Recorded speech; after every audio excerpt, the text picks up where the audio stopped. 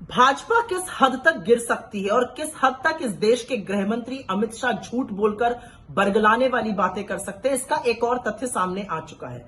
कुछ भी बोलने से पहले मैं ये जरूर बताना चाहती हूं कि कांग्रेस पार्टी गुपकार अलायंस, जिसका की नाम people's association for Gupkar declaration है, उसका हिस्सा नहीं है।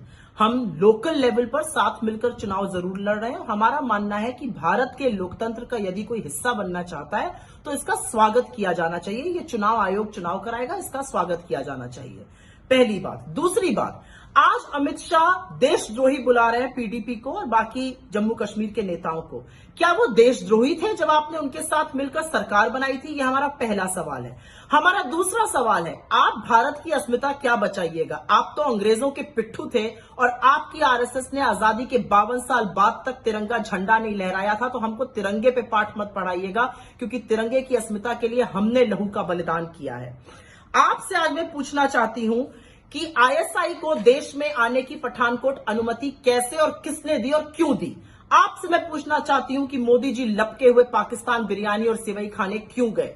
आपसे मैं पूछना चाहती हूं कि भाजपा की सरकार ने मसूद अजहर को रिहा किया था, उसके साथ तमाम आतंकवादियों को जिन्होंने 26/11 को अंजाम दिया, क्यों रिहा किया था? आपसे मैं पूछना चाहती हूं कि दाऊद इब्राहिम की बीवी पाकिस्तान से 2016 में बेधड़क भारत आती है, घूमकर चली जाती है, इसकी अनुमति किसने दी? आपसे मैं पूछना चाहती हूं कि आप ही के महाराष्ट्र के एक मंत्री ने, जब आपकी वहां सरकार थी, फोन पर दाऊद इब्राहिम से बात करी, उसके खिलाफ जांच नहीं करी, सिर्फ पद से हटा दिया गया, ऐसा क्यों हुआ? आपसे मैं पूछती हूं कि जब आपकी जम्मू कश्मीर में पीडीपी के साथ सरकार थी तो मसरत आलम को अप्रैल 2015 में भारत विरोधी नारे लगाने के लिए किसने अनुमति दी?